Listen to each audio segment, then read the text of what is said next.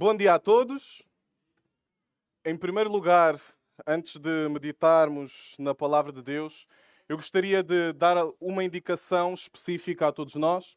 Este QR Code que vocês podem ver aqui é para todas as pessoas que efetivamente precisem de tradução, está bem? Peço a elas que possam fazer scan deste QR Code para que possam ter acesso então à tradução da mensagem, quer de forma escrita ou de forma audível, está bem? Que o possam fazer. Agora convém eu dar esta explicação em inglês para que as pessoas possam entender. So this QR code that you can see here, you can scan. I ask you to scan the QR code so that you can access the live translation of the preaching of the Word of God, and then you can or read it, whether read it or even listening to it, ok? As crianças, dos 3 aos 5 anos, elas têm o seu tempo aí lá embaixo. Temos também a sala ali ao fundo para todas as mães que precisarem, com crianças dos 0 aos 2. E, entretanto, nós teremos então o privilégio de meditar na palavra de Deus. Palavra essa que é viva e eficaz. Palavra essa que penetra os nossos corações e que o nosso desejo seja ser transformados por ela esta manhã. Todos nós, a priori, temos crenças, mentalidades, coisas muitas vezes no nosso coração. E realmente todas essas coisas, elas devem ser submetidas à autoridade, ao poder da palavra de Deus. Então é este o meu desejo para todos nós esta manhã. Mas antes disso, eu gostava de contar-vos a história de certo homem que recebeu um presente especial. Uma viagem para um cruzeiro. Eu ainda pensei em chamar este homem Pedro Santos, não é? Porque ele foi de lua de mel num cruzeiro com a sua esposa há um ano atrás quando casou. Mas não. Se não fosse por oferta, este homem nunca teria capacidades financeiras para viajar num cruzeiro. E portanto ele estava muito entusiasmado e agradecido pelo presente que não lhe tinha custado nada. Durante a semana, um dos membros da tripulação reparou que o homem frequentemente comia as bolachas grátis e o sumo que ficavam na entrada do cruzeiro. Na verdade, eles nunca tinham visto ninguém comer tanta bolacha numa só semana. E ele não saía dali. No final da semana, este membro da tripulação perguntou-lhe: Senhor, como é que foi o cruzeiro? E o homem: foi espetacular. Eu nunca tinha vivido nada igual. Mas o senhor da tripulação voltou a perguntar: eu notei que o senhor gostou bastante das bolachas e do sumo que estava ali à entrada. Existe algum motivo em especial para isso? O homem respondeu: bem, eu vi todas as refeições incríveis que estavam disponíveis durante a semana, mas eu não tinha dinheiro. E como as bolachas e o sumo eram de graça, eu fiquei por ali. Mas o senhor da tripulação ficou espantado e disse-lhe o seguinte: não acredito, não é possível, a sério que tu desperdiçaste tudo aquilo? Tu não viste o sinal gigante que estava aqui por todo o lado? A tua passagem não incluía apenas o embarque, mas tudo o que havia a bordo. Ou seja, o teu regime era de tudo incluído. E toda a alimentação estava à tua disposição, completamente de graça. Esta história faz-nos o paralelo com a mensagem que nós vamos estudar esta manhã. Reparem que este homem estava num cruzeiro, ele tinha tudo incluído, tudo à sua disposição, mas ele desperdiçou todos os recursos que estavam à sua disposição ali naquele cruzeiro. Mas sabem, todo aquele que crê em Jesus Cristo com todo o seu coração, a passagem que nós vamos estudar hoje, ela diz-nos que nos têm sido doadas todas as coisas que conduzem para a vida e para a piedade.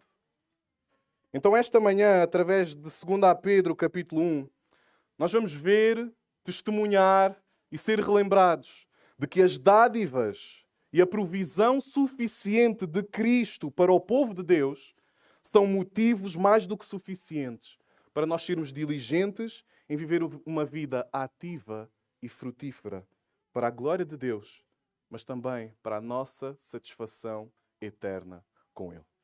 Queria convidar-vos a abrir as vossas Bíblias em 2 Pedro, capítulo 1. Vamos colocar-nos de pé para fazer a leitura da palavra de Deus. 2 Pedro, capítulo 1. Vamos estudar a fundo do versículo 13 até ao versículo 11. Mas para entendermos o contexto, porque vai ser importante para o estudo de toda esta passagem, vamos ler também o versículo 1 e 2. Portanto, vamos ler do versículo 1 até ao versículo 11. 2 Pedro, capítulo 1, do versículo 1 até ao versículo 11. E diz assim a palavra de Deus: Simão Pedro, servo e apóstolo de Cristo, aos que conosco obtiveram fé, igualmente preciosa, na justiça do nosso Deus e Salvador Jesus Cristo, graça e paz vos sejam multiplicadas no pleno conhecimento de Deus e de Jesus, nosso Senhor. Visto como, pelo seu divino poder, nos têm sido doadas todas as coisas que conduzem à vida e à piedade, pelo conhecimento completo daquele que nos chamou para a sua própria glória e virtude, pelas quais nos têm sido doadas as suas preciosas e muito grandes promessas, para que por elas vos torneis co-participantes da natureza divina, livrando-vos da corrupção das paixões que há no mundo.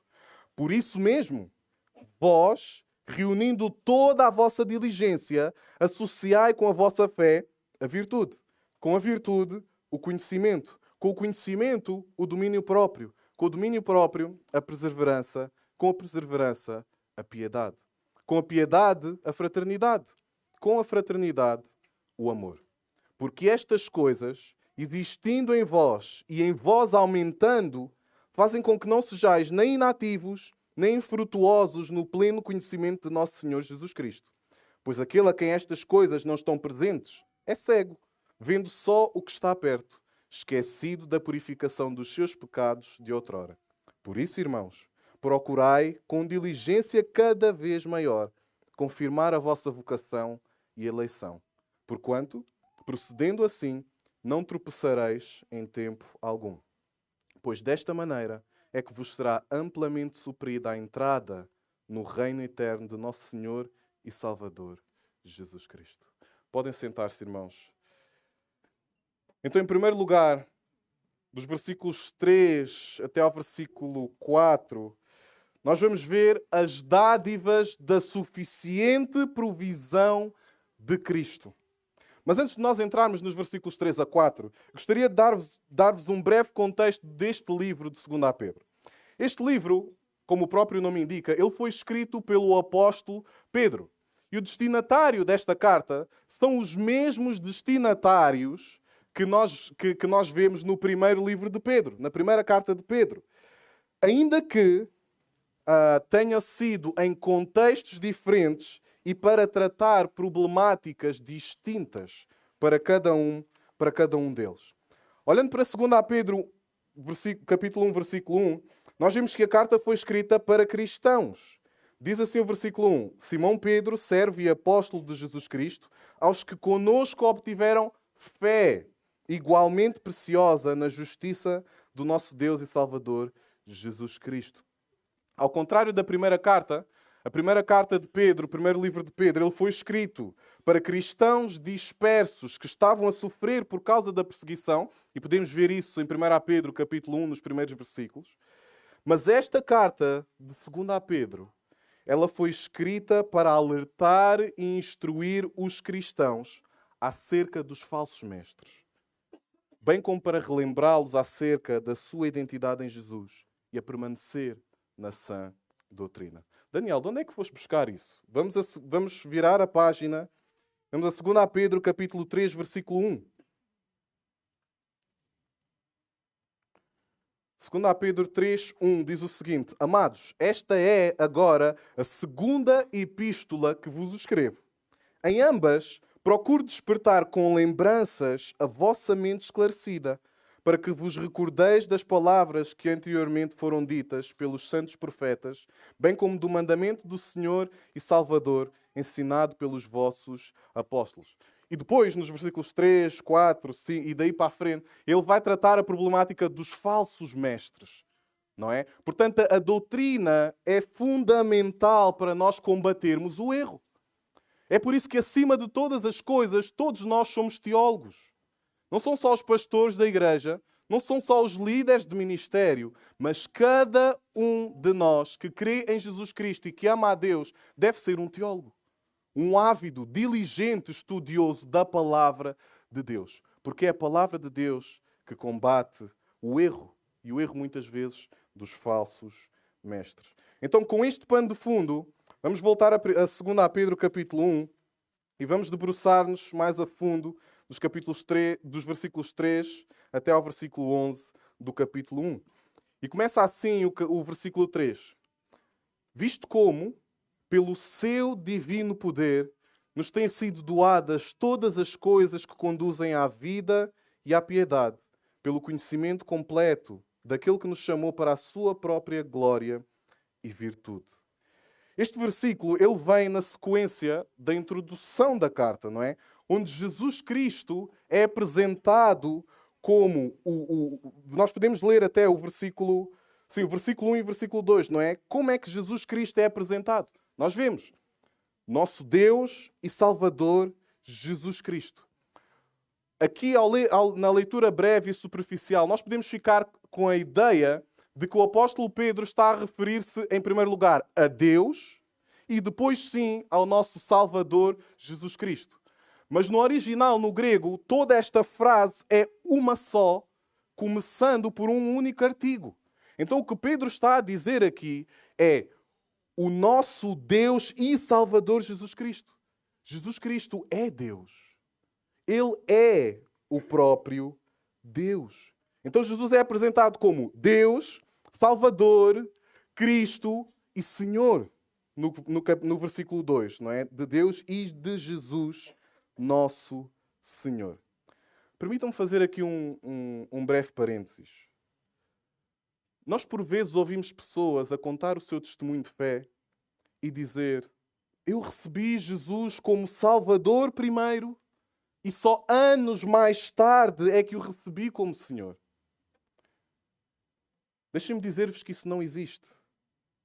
A verdadeira fé é concedida àquele que crê em Cristo como Deus, como Salvador, como o Messias prometido, mas também como o Senhor, que tem autoridade sobre nós e a quem pertencemos e a quem devemos toda a adoração. Então isso de receber primeiro a Jesus como Salvador e depois recebê-lo como Senhor, isso não existe, isso não é bíblico. Porque a salvação de Deus, a verdadeira fé, a verdadeira regeneração, ela não vem de maneira parcelada. Ela não vem às prestações. Então, quando nós cremos em Jesus Cristo e somos salvos, regenerados pelo seu poder, nós recebemos a Jesus Cristo como Senhor e Salvador, ou como Salvador e Senhor, como quiserem. Ou recebes a Jesus como Senhor e Salvador, ou a realidade da tua vida é que estás completamente morto nos teus pecados e debaixo da ira de Deus. Podemos fechar o parênteses? A verdade é que todos nós vivemos num mundo caído, longe de Deus. E sabem, o ser humano, ele gosta de tentar outros caminhos, outras vias de fazer as coisas. O povo português, tipicamente, eu acho que nós podemos dizer isto, o povo português, tipicamente, é um povo desenrascado. É um povo desenrascado. Nós vimos isto. Mas sabem, a humanidade também tenta fazer o mesmo no que diz respeito à sua fé, à sua necessidade de redenção e de salvação. A verdade é que tudo isso começou em Gênesis capítulo 3. Vamos abrir em Gênesis 3. Deixar a marca aqui em 2 Pedro, que é o nosso texto principal esta manhã. Mas vamos a Gênesis capítulo 3.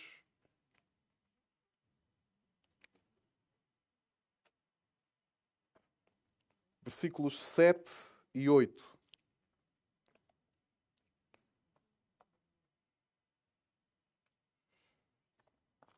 Gênesis capítulo 3, versículos 7 e 8. Diz assim a palavra de Deus. Este é na verdade, o capítulo onde nós vemos que entrou o pecado no mundo. Então este é o contexto, este é o panorama destes dois versículos que nós vamos ler. Diz assim o versículo 7. Abriram-se então os olhos de ambos e, percebendo que estavam nus, cozeram folhas de figueira e fizeram cintas para si. Reparem, Adão e Eva pecaram. Adão e Eva desobedeceram à ordem e ao mandamento de Deus. Agora, o que é que eles imediatamente a seguir tentaram fazer? Desenrascar. Eles tentaram arranjar ou suprir a sua necessidade decorrente do pecado. Eles tentaram suprir essa necessidade por eles mesmos, pelos seus próprios meios. E é assim a humanidade, que tenta desenrascar. Tentamos fazer boas obras para tentar compensar o nosso pecado e a quantidade de más obras que nós fazemos. Mas as coisas não funcionam assim. E, portanto, esta prática de tentar desenrascar as coisas e tentar fazer as coisas à nossa própria maneira no que diz respeito à nossa alma, à nossa eternidade, à nossa salvação, ela vem daqui. Ela é fruto da queda. Nós somos assim. É esta a nossa natureza.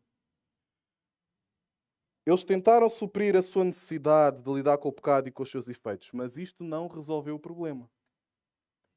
Sabem porquê? Porque essa é uma necessidade que só o próprio Deus pode suprir. E Ele o fez. Em Gênesis capítulo 3, versículo 21. Reparem o que é que diz, versículo 21.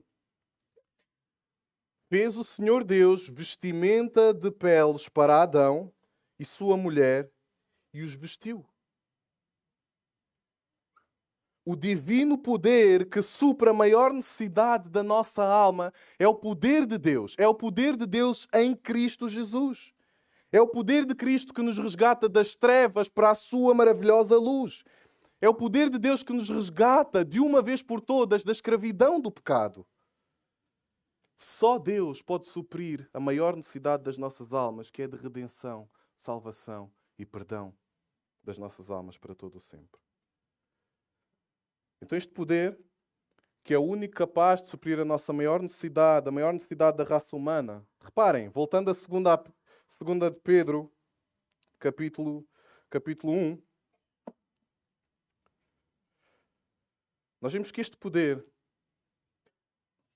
vemos logo isso no versículo 3, este poder não vem de nós. Este poder não vem de nenhum homem. Mas este poder é um poder sobrenatural. Diz o versículo 3, visto como pelo seu divino poder. Pelo poder de Cristo. É um poder sobrenatural. E reparem, esta palavra que aparece aqui no versículo 3, poder, ela é a mesma palavra no grego original, é a mesma palavra de onde nós retiramos a nossa palavra dinamite. E é a mesma palavra que aparece, por exemplo, em Atos 1:8, não é? Mas recebereis o quê? Poder. Ao descer sobre vós o Espírito Santo, e sereis minhas testemunhas. Então é o poder de Deus que nos salva. É o poder de Deus que nos dá uma nova natureza, que faz de nós uma nova criatura. É o poder de Jesus Cristo que nos faz passar da morte para a vida. É esse poder sobrenatural que capacita o cristão. E é esse poder sobrenatural de Cristo que é a fonte da suficiência do crente. Ele é a fonte da nossa suficiência. Não somos nós. Não é nada que nós possamos fazer. Não é nada que nós possamos adquirir. Mas Cristo é a fonte da nossa suficiência. Continua o versículo 13 e diz: nos têm sido doadas todas as coisas. Bem, pelo seu divino poder, nos têm sido doadas todas as coisas que conduzem à vida e à piedade. Mas há aqui uma palavra muito pequena e muito importante também. Diz, nos têm sido doadas. Nos. Quem é este nos? A quem é que se está a referir? Então, isto tem sido dado a toda a gente sem qualquer critério? De maneira nenhuma. Só aqueles que, como diz o versículo 1, obtiveram fé igualmente preciosa na justiça do nosso Deus e Salvador, Jesus Cristo. O que é que diz Hebreus 11:6? que sem fé é impossível agradar a Deus. Porquanto é necessário que aquele que se aproxima dele creia que ele existe. E que o quê? E que se torna galardoador dos que o buscam. Então este versículo não está a dizer nos têm sido doadas para toda a gente, para toda a humanidade, sem critério. Não. Nos têm sido doadas àqueles que confiam em Jesus Cristo pela fé. Aquele que crê em Jesus Cristo, crê que Ele existe. Então reparem, sem o poder transformador e salvador de Jesus Cristo, não há vida. Sem o poder salvador de Cristo, não há piedade.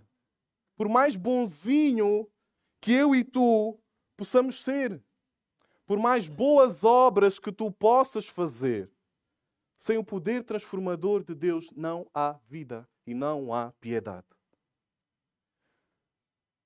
Muitas vezes nós olhamos para pessoas, amigos, pessoas que não creem em Jesus Cristo, olhamos e pensamos, bem, ele tem uma conduta tão boa no seu dia a dia. Aparentemente ele toma boas decisões. Aparentemente não anda em drogas, não anda no crime, tem uma família, estuda, trabalha. Pessoas aparentemente boas. E por vezes o que é que certas pessoas dizem? Esta pessoa é tão boa, parece fazer tudo bem. Só lhe falta mesmo Cristo. Isto não corresponde à realidade, irmãos. Se lhe falta Cristo, falta tudo. Jesus Cristo não é um adereço. Jesus Cristo não é um colar, não é um terço. Jesus Cristo não é um acrescento ou um acessório que completa a vida. Jesus Cristo é a verdadeira vida. Jesus Cristo é tudo aquilo que nós necessitamos. Então, por mais boas obras que nós possamos fazer, por mais coisas boas que nós tenhamos na nossa vida ou que alguém tenha, enquanto essa pessoa não se render e curvar o seu coração diante de Jesus Cristo, ela não tem nada. Ela não tem vida. Ela está completamente morta nos seus delitos e nos seus pecados, porque Cristo é tudo. Uma vida sem Cristo conduz à morte e à condenação eterna. Não precisam de abrir, irmãos, eu vou ler para vocês João capítulo 3, versículo 36, que diz o seguinte: Por isso, quem crê no Filho tem a vida eterna. O que todavia se mantém rebelde contra o Filho não verá a vida, mas sobre ele permanece a ira de Deus. Então uma vida sem Cristo é uma vida completamente vazia, que conduz à morte e à condenação eterna. Por outro lado, quem crê em Jesus Cristo possui, pela graça, tudo aquilo que necessita para viver para a glória de Deus e para ser transformado à imagem de Cristo. Jesus é tudo aquilo que eu e tu necessitamos.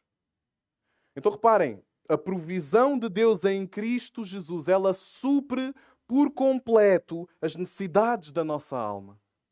Jesus Cristo veio para que eu e tu tenhamos vida, e vida em abundância.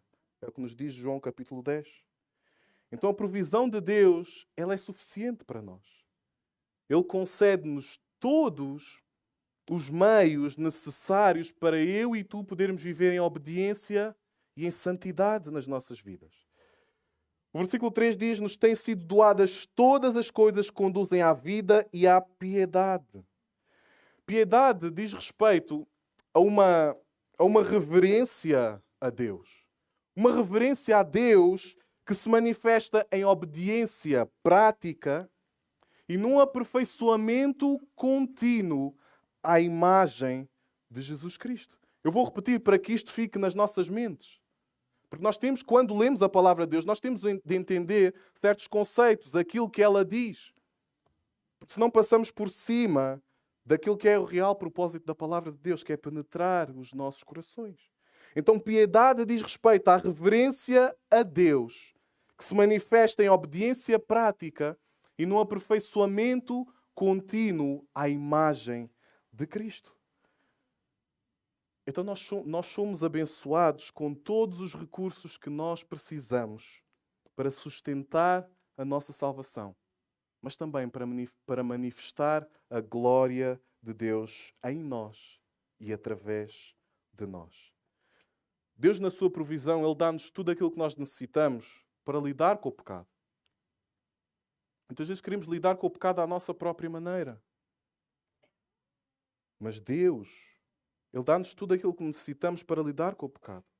Nós temos tudo aquilo que nós necessitamos para lidar com o sofrimento nas nossas vidas. Temos tudo aquilo que necessitamos para lidar com o sofrimento. Temos tudo aquilo que necessitamos para lidar com a ansiedade das nossas almas. Temos tudo aquilo que nós necessitamos para lidar com as nossas fraquezas, com as nossas imperfeições, com as nossas debilidades. Em Cristo temos tudo aquilo que nós necessitamos para lidar com tudo isso. Deus é a fonte de todos os recursos. Não é psicologia. Não somos nós. Não é nenhum modelo. Não é nenhum rótulo que a medicina te possa dar. Não é nenhum tratamento de homens. Mas é o próprio Deus que supre todas essas coisas por meio dos seus meios, dos instrumentos que Ele nos concede na sua graça. Como a sua palavra, a oração, a igreja. Todos esses são meios que Deus coloca à nossa disposição para nós usarmos e abusarmos deles. Para que nós possamos ter vidas piedosas diante de Deus. Então reparem, a nossa confiança e suficiência não está em coisas. Não está em métodos, mas unicamente do poder de Cristo em nós e na sua provisão, que é suficiente. Continua o versículo 13 e diz: pelo conhecimento completo daquele que nos chamou para a sua própria glória e virtude. Se vocês repararem, só nestes breves versículos, a palavra conhecimento ela vai aparecer várias vezes neste excerto. E a palavra conhecimento é fundamental. Mas este conhecimento que a Bíblia fala aqui não é um mero conhecimento intelectual. Não é um mero conhecimento de saber as coisas ou de ter coisas memorizadas, decoradas na nossa mente.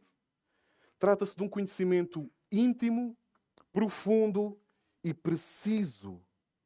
Não apenas conceptual, mas experimental na prática.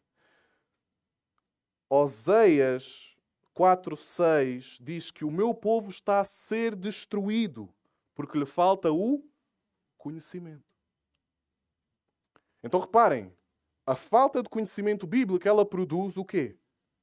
Degradação, decadência, caminhos de morte. Então, se dia após dia tu não te detens a encher-te da palavra de Deus, a deleitar-te diante de Deus por meio da oração e a usar e abusar o recurso precioso que Deus te deu, que é a Igreja de Cristo, onde tu podes ser exposto à palavra de forma pública, de forma mais íntima, o que é que achas que vai acontecer com a tua vida? O que é que achas que irá acontecer contigo? É esta degradação contínua que a falta de conhecimento bíblico faz. Este é o perigo de nós negligenciarmos a palavra de Deus. A maior parte das nossas más decisões, elas não são causadas pelos outros, mas elas muitas vezes vêm por causa de uma má teologia. Entendem porque é que a palavra de Deus é fundamental nas nossas vidas? Não só porque ela é um meio que Deus nos concedeu para a vida e para a piedade, para nós o agradarmos e vivermos para a sua glória, mas porque também a falta de conhecimento dela, a falta de deleite nela, ela causa em nós uma degradação constante que nos fará tomar más decisões e que nos fará afastar progressivamente de Deus e da sua vontade. Então, o conhecimento íntimo e profundo de Cristo é um conhecimento que transforma e produz fruto. Não precisam de abrir, eu vou ler para vocês, e talvez muitos de vocês conheçam esta passagem. Salmo capítulo 1, versículo 3. Que diz, aliás, vamos ler também o versículo, vamos ler do versículo 1 ao 3.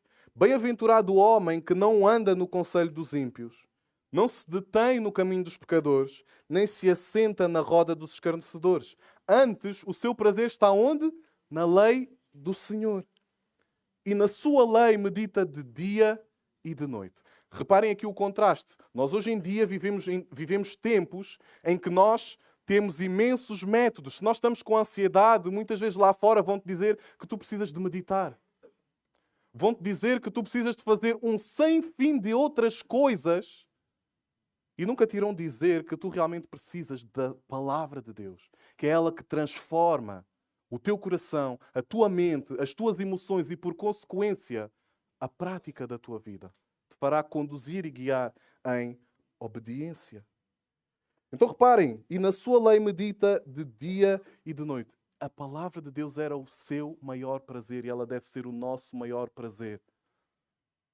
Devemos deleitar-nos dela. Não simplesmente contentar-nos com 15 minutos pela manhã. Mas, na verdade, se o estás a fazer, glória a Deus por isso. Mas realmente a tua prioridade deve ser cultivar um prazer cada vez maior pela palavra de Deus. Meditar nela constantemente, porque é ela que te vai ajudar a tomar decisões para a glória de Deus. É ela que te vai guiar e manter e fazer perseverar na sua boa, agradável e perfeita vontade. É a sua palavra. Então confiemos nela, meditemos nela. Mas reparem os frutos daquele que tem o seu prazer na lei do Senhor e que medita nela. Versículo 3. Ele é como árvore plantada junto à corrente de águas, que no devido tempo dá o seu fruto, e cuja folhagem não murcha, e tudo quanto ele faz será bem sucedido. O sucesso na vida não está naquilo que nós temos, ou naquilo que nós recebemos, ou naquilo que nós alcançamos. O verdadeiro sucesso na vida é viver para Cristo. O verdadeiro sucesso na vida é viver uma vida que se deleita na palavra de Deus e que vive em obediência constante para a sua glória. Isso é que é uma vida com sucesso. Então alguém que não tenha recursos materiais, financeiros, é possível essa pessoa ter sucesso na vida para a glória de Deus.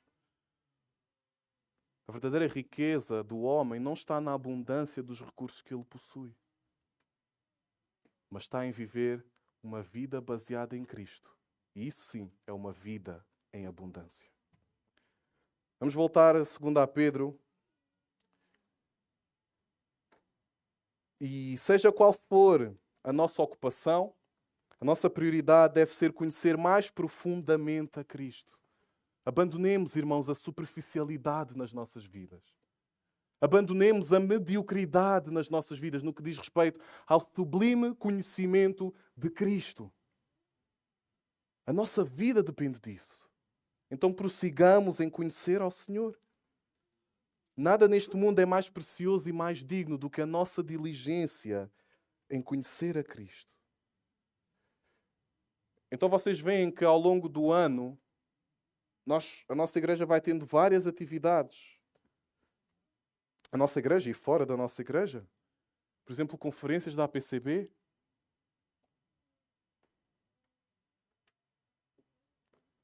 Formações em aconselhamento bíblico. Aproveita todos esses recursos que estão à tua disposição. E sabem quem é que te os concedeu?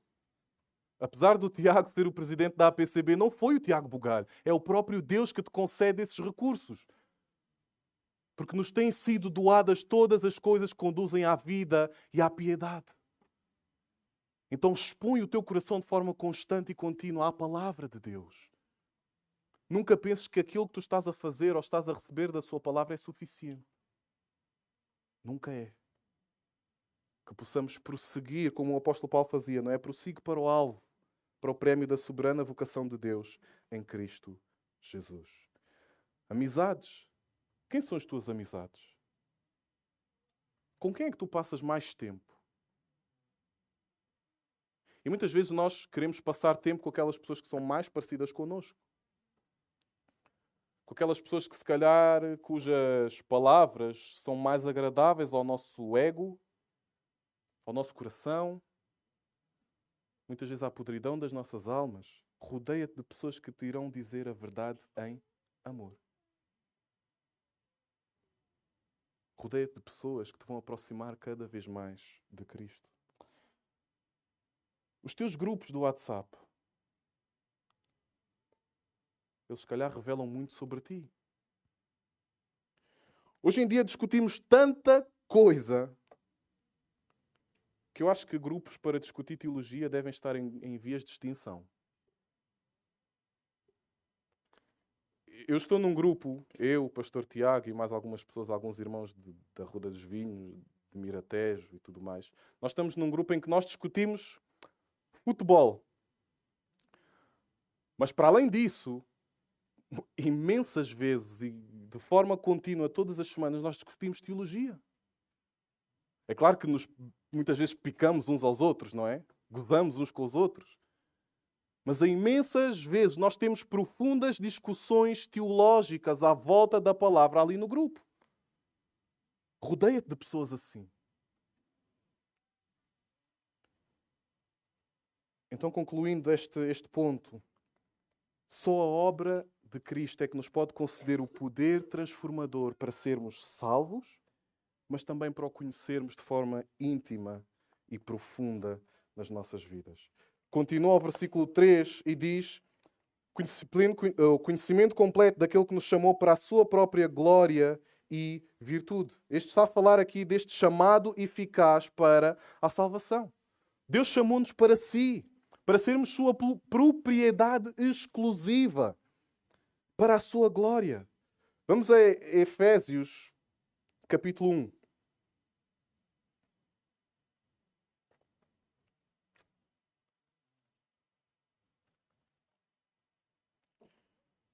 Efésios capítulo 1, vamos ler os versículos 3 a 6, o versículo 12 e o versículo 14.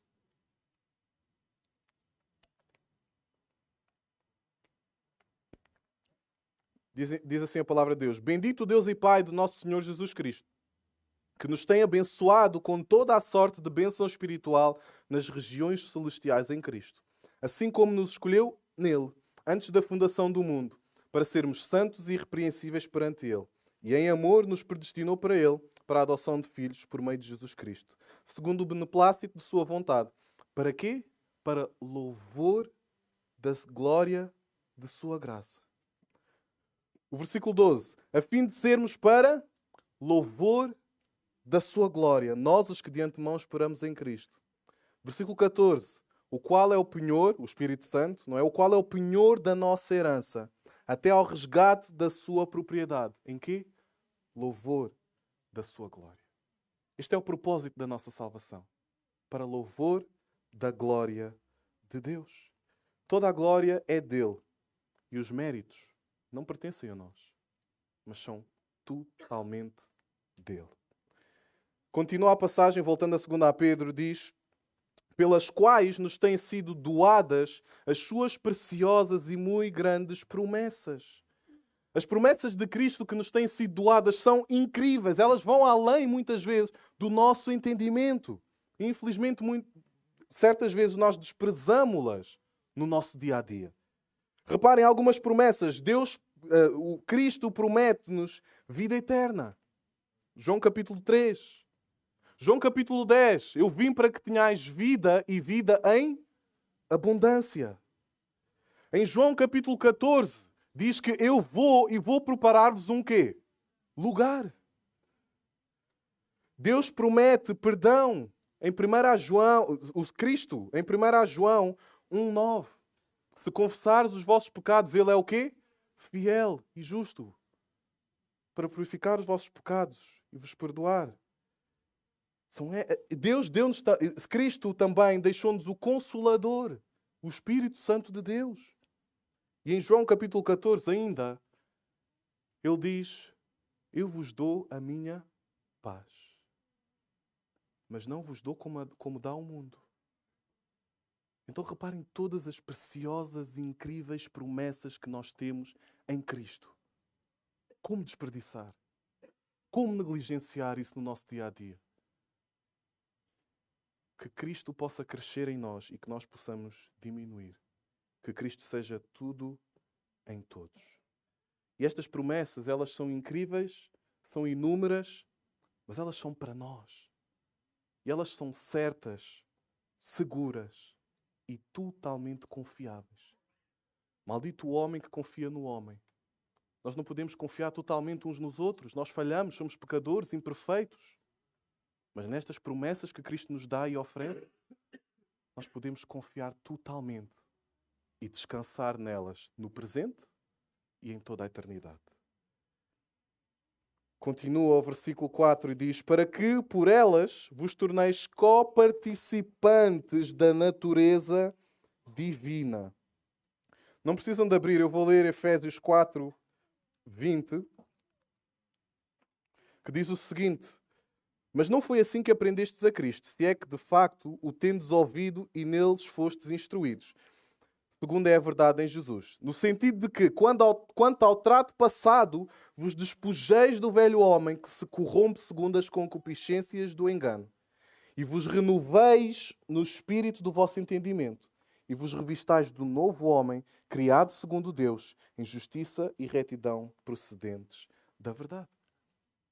Então, em Cristo, nós somos feitos coparticipantes da natureza divina. Em 2 Coríntios 5, 17, nós vemos que nós, em Cristo, somos feitos novas criaturas. Em Efésios 1, 13, nós vemos que nós tornamos-nos também a propriedade de Deus. E Gálatas 2,20, um versículo conhecido, não é? E vivo não mais eu, mas Cristo vive em mim. Então, pela obra de Cristo, pela vida de Cristo em nós tornamos-nos coparticipantes da natureza divina. Mas o versículo diz algo mais: livrando-vos da corrupção das paixões que há no mundo. E só o poder de Cristo pode fazer isso. Nós fomos chamados, vimos isso em 1 Pedro 2,9, fomos chamados das trevas para a sua maravilhosa luz.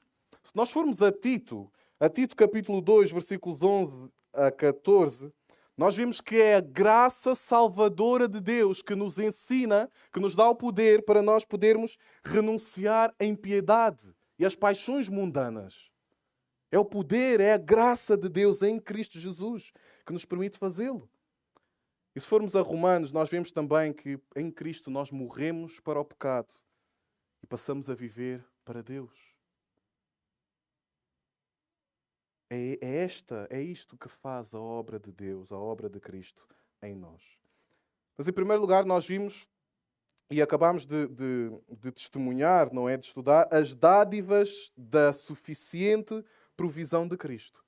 E em segundo lugar, dos versículos 5 a 9, nós vamos olhar para o resultado da suficiente provisão de Cristo. Olhamos para as dádivas da suficiente provisão de Cristo nos versículos 3 e 4. E agora, dos versículos 5 a 9, olharemos para o resultado da suficiente provisão de Cristo. Versículo 5 diz: por isso mesmo, vós, reunindo toda a vossa diligência, associai com a vossa fé a virtude. Com a virtude, o conhecimento. Com o conhecimento, o domínio próprio. Com o domínio próprio, a perseverança. Com a perseverança, a piedade. Com a piedade, a fraternidade. Com a fraternidade, o amor. Então, como consequência e resposta à provisão de Deus e à obra suficiente de Cristo em nosso favor, nós temos uma responsabilidade natural. E essa responsabilidade é viver diligentemente para Ele. Refletir cada vez mais e melhor a imagem de Cristo em nós. Então o versículo 5 diz: reunindo toda a vossa diligência. O apóstolo Paulo, em 1 Coríntios 9, versículos 27 em diante, ele compara a vida do cristão à vida de um atleta. Não é? Diz ali no capítulo 9, todo o atleta em tudo se domina. E nós às vezes queremos dominar a nossa profissão. Às vezes queremos saber tudo acerca da nossa profissão, queremos dominar aquilo. Às vezes se o jogador de futebol também quer dominar aquilo que faz.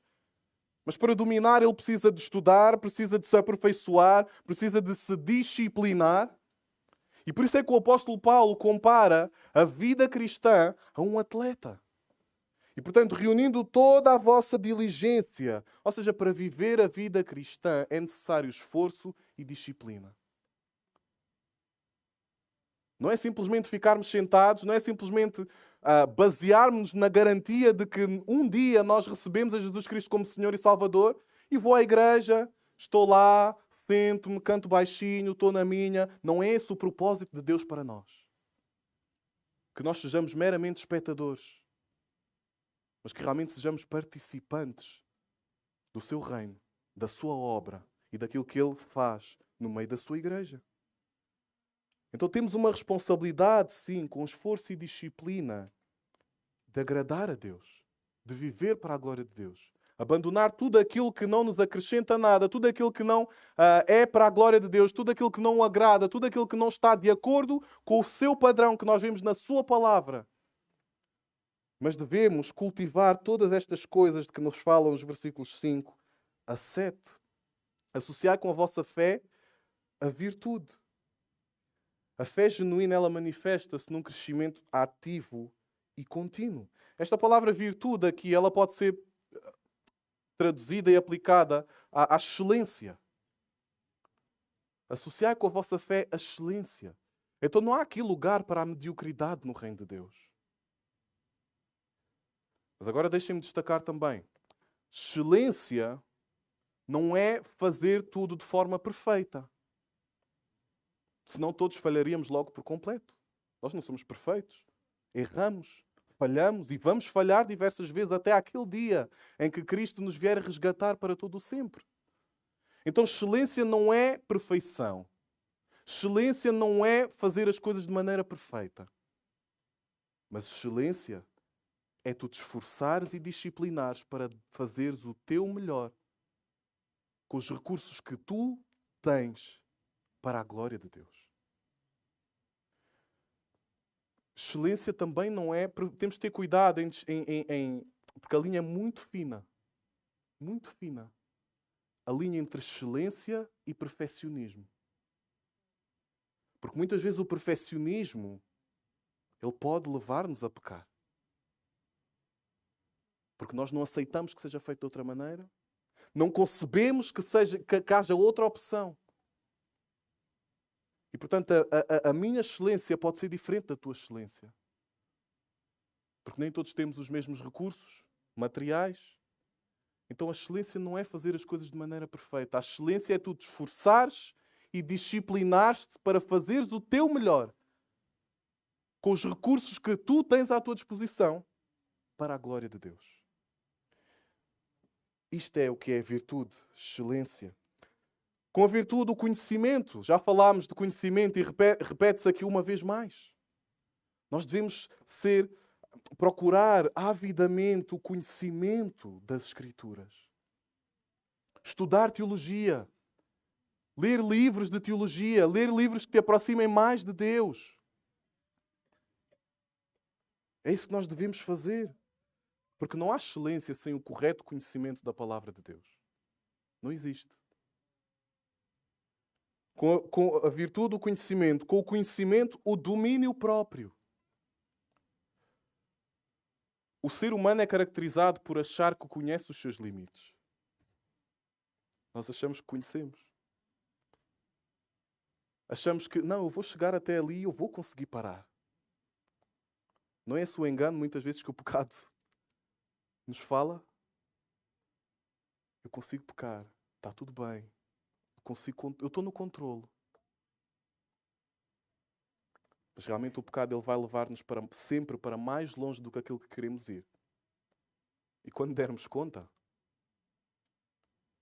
já estamos em caminhos de morte, como diz a palavra de Deus. Então, aquilo que nos fará ter domínio próprio. dominar a nossa maneira de falar, dominar as nossas emoções, dominar a nossa conduta. Ter domínio próprio e não responder em ira diante das situações, numa ira pecaminosa, é a palavra de Deus. É o poder de Deus a agir em nós por meio da sua palavra. Com o domínio próprio, a perseverança. Nós somos chamados a perseverar até ao fim. Em Cristo, na sua palavra. E isso é algo que só vem por meio da fé em Cristo. Com perseverança, a piedade. Esta habilidade, esta capacidade, esta reverência a Deus que se traduz numa obediência prática, mas também num aperfeiçoamento contínuo à imagem de Deus. Com a piedade, a fraternidade. Não há lugar para o isolamento no reino de Deus. Nós somos chamados, nós somos transformados, chamados das trevas para a sua maravilhosa luz, mas somos chamados povo de Deus, família de Deus. Então não há lugar para o isolamento, para eu ficar no meu canto. Essa não é a natureza do reino de Deus. Isso não é aquilo que Deus quer de nós, como seus filhos. Com a fraternidade, o amor. Muitas vezes nós podemos fazer tudo certo. Podemos às vezes até ter as respostas corretas na língua. Podemos fazer as coisas certas aos olhos dos homens. Mas se não tiver amor, nada disso vale. E de nada se aproveita. Que nós possamos amar como Cristo amou. Porque é o amor que deve caracterizar todas as nossas obras. Devemos dizer a verdade em amor. O amor deve guiar tudo aquilo que nós fazemos. No dia a dia, das nossas famílias, na vida da nossa igreja. Não basta ser excelente, querer ser excelente, sem amor. Porque é o que nos diz 1 Coríntios, não é? Capítulo 13. Capítulo do amor. Todas as coisas devem ser feitas com amor. Versículo 8 diz: porque estas coisas existindo em vós e em vós aumentando. Reparem, este versículo acaba com a mediocridade nas nossas vidas. Eu não posso ter uma vida cristã em que eu penso que estou bem. Em que eu penso que o estágio onde eu estou é suficiente. Eu já leio a Bíblia meia hora por dia, chega. Eu já sei alguns versículos de memória, chega. Eu já estou a servir num ministério, chega. Não é esse o pensamento que deve caracterizar o cristão. Não nos devemos apoiar nem sustentar naquilo que já alcançamos. Mas devemos depender daquilo que Cristo ainda tem para nós, porque Ele continua a aperfeiçoar a nossa vida, a continuar a sua obra em nós até aquele dia. Existindo em vós e em vós aumentando, fazem com que não sejais nem inativos, nem infrutuosos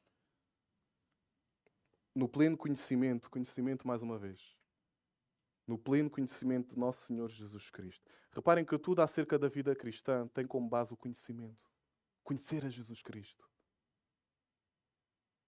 Reparem, não é um conhecimento conceptual, já falámos disso, um conhecimento íntimo, profundo, preciso, exato. Ele é a raiz de todas as coisas. Ele é deve ser o centro da nossa vida. É o conhecimento de Deus que irá combater a inércia, a preguiça em nós. Mas é ela também que te irá fazer produzir fruto, fruto de justiça, fruto para a glória de Deus. Então somos chamados a ser imagens cada vez mais polidas e aperfeiçoadas de Cristo, crescendo em profundidade, graça e conhecimento. Então esta palavra aqui infrutuosa, ela refere-se à falta de produtividade espiritual. Ou seja, a ausência de fruto para a glória de Deus e para a edificação da igreja. Versículo 9. Pois aquele a quem estas coisas não estão presentes é cego, vendo só o que está perto, esquecido da purificação dos seus pecados de outrora. Sabem do que é que este versículo está a falar? Que é uma pessoa que só vê bem de perto e que vê mal ao longe. Está a falar aqui de uma miopia. Está a dar-nos este exemplo de uma miopia espiritual. Pessoas que só veem o presente, só se focam no presente, só buscam as coisas que são aqui da terra. Mas o nosso verdadeiro tesouro e a nossa verdadeira pátria não está aqui. Não é esta. Mas está nos céus. De onde o quê? De onde aguardamos o nosso Salvador. É aí que deve estar o nosso foco. É aí que devem estar os nossos olhos. E ao vendo só o que está perto, nós estamos a desperdiçar toda esta provisão de Deus que nós testemunhamos aqui nestes versículos.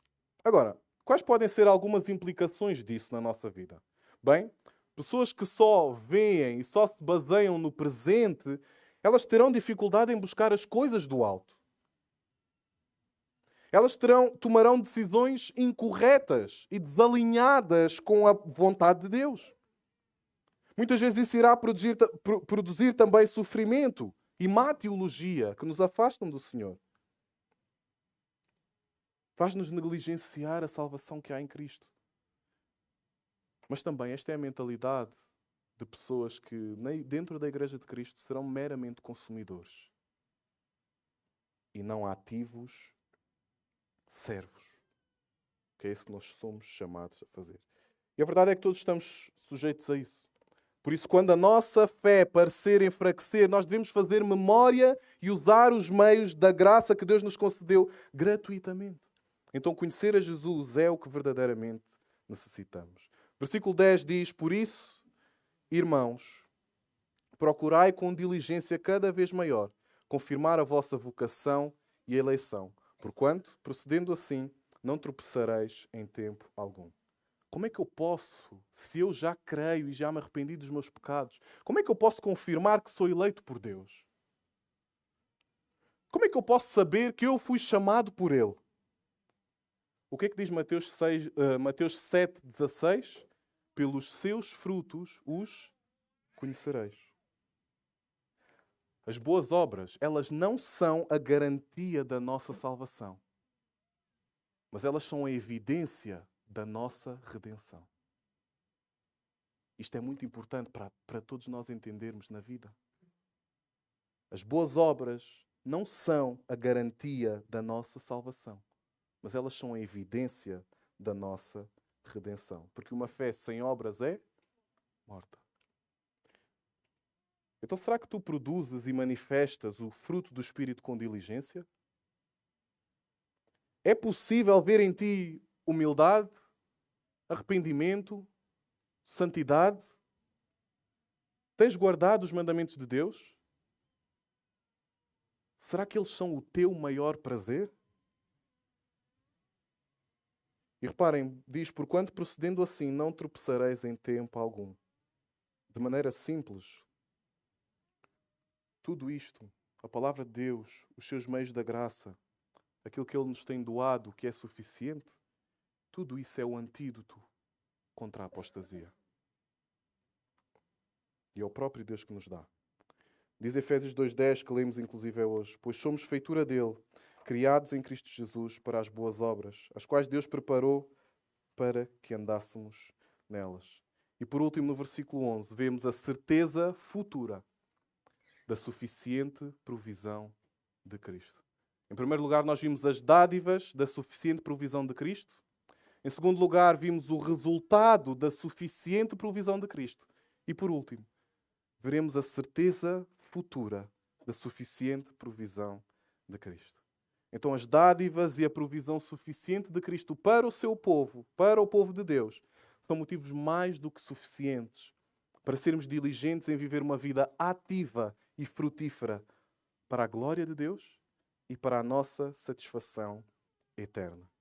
Diz assim o versículo 11: pois desta maneira é que vos será amplamente suprida a entrada no reino eterno de nosso Senhor e Salvador, Jesus Cristo. Reparem, vos será amplamente suprida. É desta maneira, ao usar e abusar destes recursos que Deus nos dá, é que será amplamente suprida a entrada. Esta é a imagem de uma porta escancarada. Uma porta completamente aberta. para todos os que confiam em Cristo como seu suficiente Salvador. É esta a imagem que este texto nos apresenta, amplamente suprida a entrada. Não nos faltará nada para estarmos com Cristo. Ele supre todas as nossas necessidades, as necessidades mais profundas da nossa alma. Então, fazendo uso delas, nós teremos a porta dos céus, a porta da eternidade completamente aberta, escancarada, para todos os que confiam em Cristo como suficiente Salvador.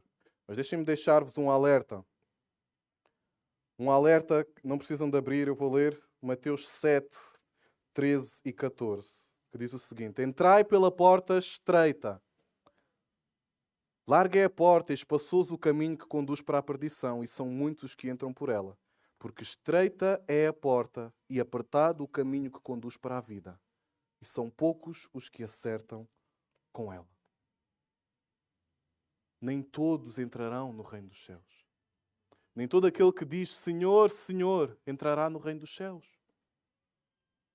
Então procuremos com diligência confirmar a nossa vocação e eleição. Se tu não crês em Jesus Cristo, se tu ainda estás a lutar com os teus pecados e a viver mergulhado neles, se tu achas que és autossuficiente, rende-te a Jesus Cristo. Confia nele com todo o teu coração, pois só assim é que será amplamente suprida a entrada no reino eterno de nosso Senhor e Salvador, Jesus Cristo. Terminando este tempo, eu gostaria de convidar-vos a colocarem-se de pé e a abrirem as vossas Bíblias em Apocalipse, capítulo 22.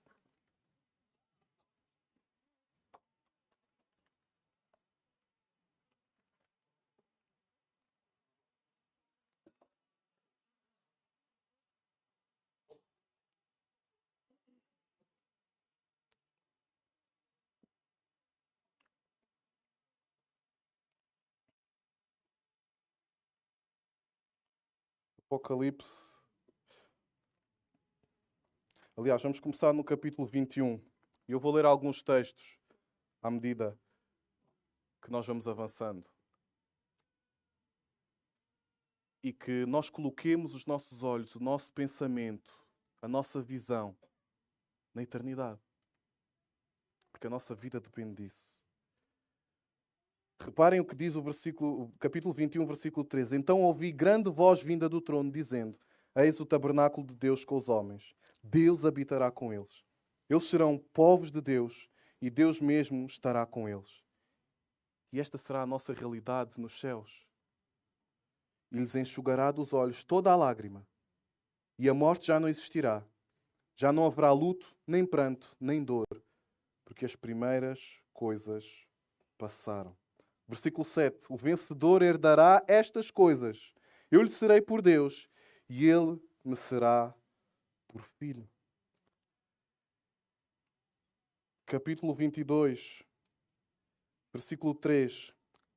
Nunca mais haverá qualquer maldição. Nela estará o trono de Deus e do Cordeiro. Os seus servos o servirão, contemplarão a sua face e na sua fronte está o nome dele. Então já não haverá noite, nem precisam eles de luz de candeia, nem da luz do sol, porque o Senhor Deus brilhará sobre eles e reinarão pelos séculos dos séculos. Mas o nosso anseio diário deve ser aquilo que, e a nossa esperança confiante no presente, deve ser aquilo que nós vemos no versículo 12. E eis que venho sem demora. E comigo está o galardão que tenho para retribuir a cada um segundo as suas obras. Eu sou o Alfa e o Ômega, o primeiro e o último, o princípio e o fim. Bem-aventurados aqueles que lavam as suas vestiduras no sangue do Cordeiro, para que lhes assista ao direito à árvore da vida e entrem na cidade pelas portas. Versículo 17. O Espírito e a noiva dizem, vem. Aquele que ouve, diga, vem. Aquele que tem sede, venha. E quem quiser, receba de graça a água da vida. E como ignorar o versículo 20? Que seja este o nosso anseio e desejo a cada dia. Aquele que dá testemunho destas coisas diz, certamente venho sem demora. Amém. Vem, Senhor Jesus. Que este seja o nosso desejo, o nosso anseio, o nosso alvo, e que façamos todas as coisas com esta consciência de que Ele vem sem demora. Então que possamos clamar a cada dia: vem, Senhor Jesus. E que Ele nos ache em obediência, em fidelidade, hoje e para sempre. Oremos ao Senhor. Pai, agradecemos-te porque pelo divino poder do Teu Filho nos concedeste tudo o que precisamos para a vida e piedade. Ajuda-nos a conhecer profundamente a Cristo para vivermos com diligência e possamos dar fruto que reflita a Tua glória. Livra-nos, Senhor, da cegueira espiritual e fortalece-nos a confirmar a nossa vocação e eleição. Leva-nos a confiar e a ter a plena convicção de que nada nem ninguém nos separará do Teu amor em Cristo Jesus. Que a suficiência de Cristo nos sustente em toda a obediência, santidade e esperança. E ao ansiar com ardente expectativa a nossa glorificação, que possamos permanecer firmes nas Tuas promessas, para sempre e até ao fim. Amém.